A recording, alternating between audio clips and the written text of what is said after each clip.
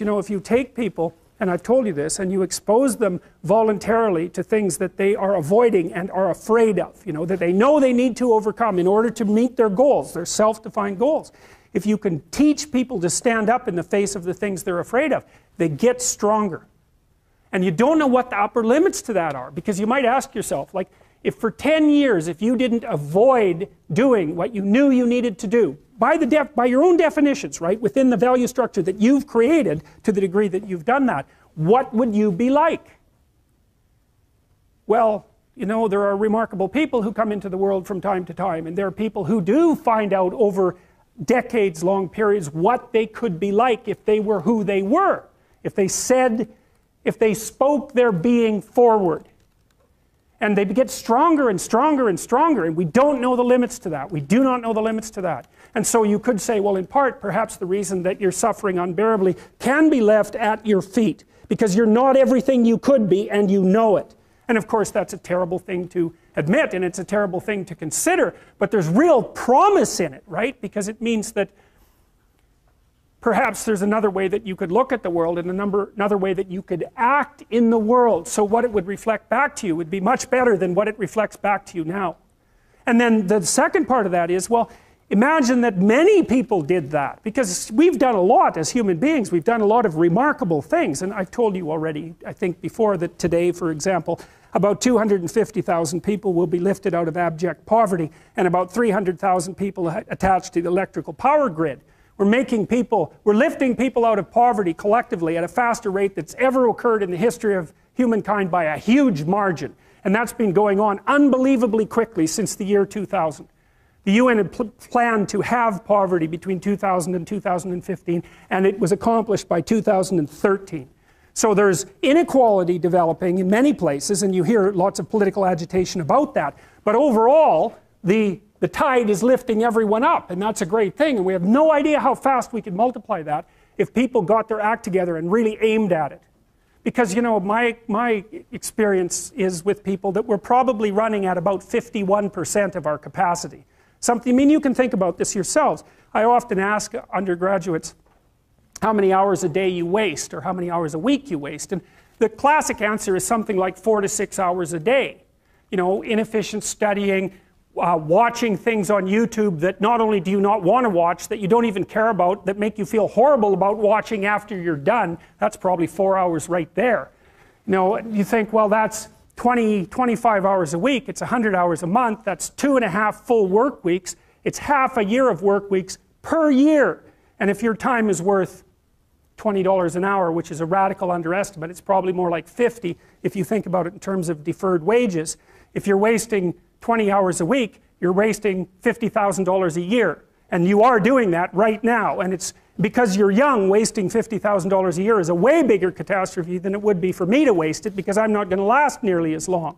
And so if your life isn't everything it could be, you could ask yourself, well, what would happen if you just stopped wasting the opportunities that are in front of you?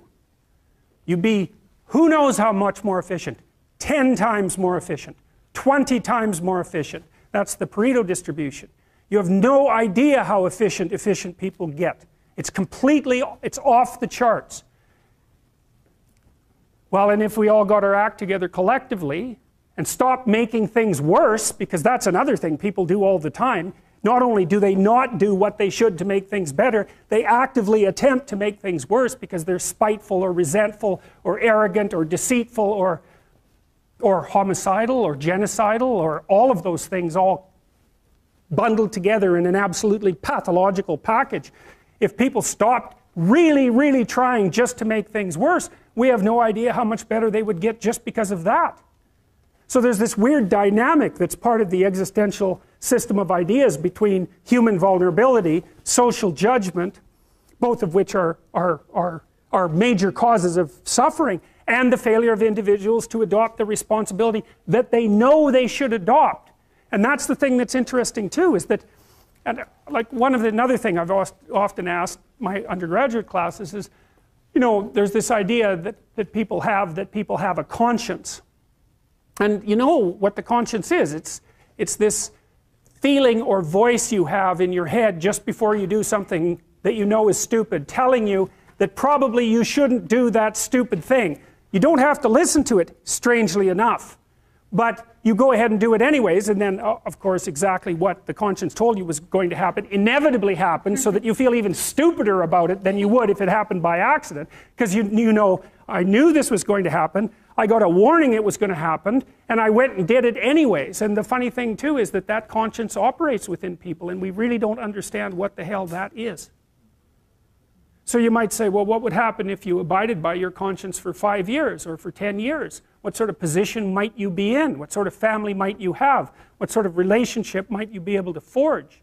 And you can be bloody sure that a relationship that's forged on the basis of who you actually are is going to be a lot stronger and more welcome than one that's forged on the basis of who you aren't.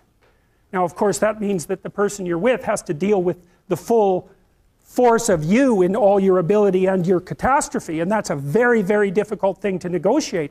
But if you do negotiate it, well, at least you have something, you have somewhere solid to stand, and you have somewhere to live, you have a real life, and it's a great basis upon which to bring children into the world, for example, because you can have an actual relationship with them instead of torturing them half to death, which is what happens in a tremendously large minority of cases.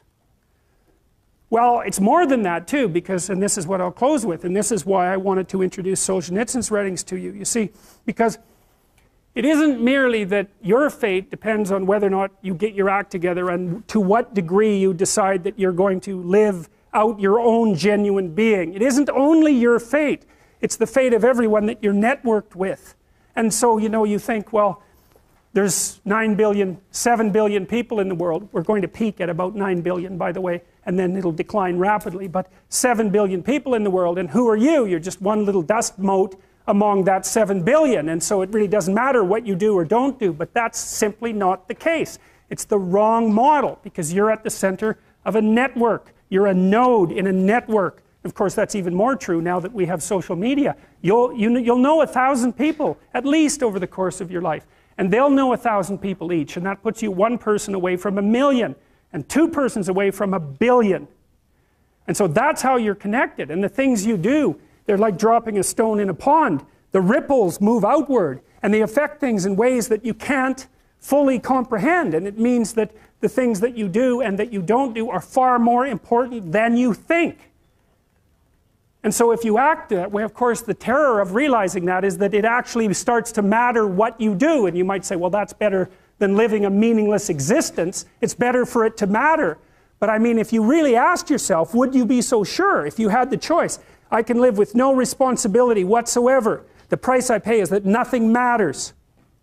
Or I can reverse it and everything matters. But I have to take the responsibility that's associated with that. It's not so obvious to me that people would take the meaningful path. You know, when you say, well, nihilists suffer dreadfully because there's no meaning in their life, and they still suffer. Yeah, but the advantage is they have no responsibility. So that's the payoff, and I actually think that's the motivation. Say, well, I can't help being nihilistic. All my belief systems have collapsed. It's like, yeah, maybe. Maybe you've just allowed them to collapse because it's a hell of a lot easier than acting them out.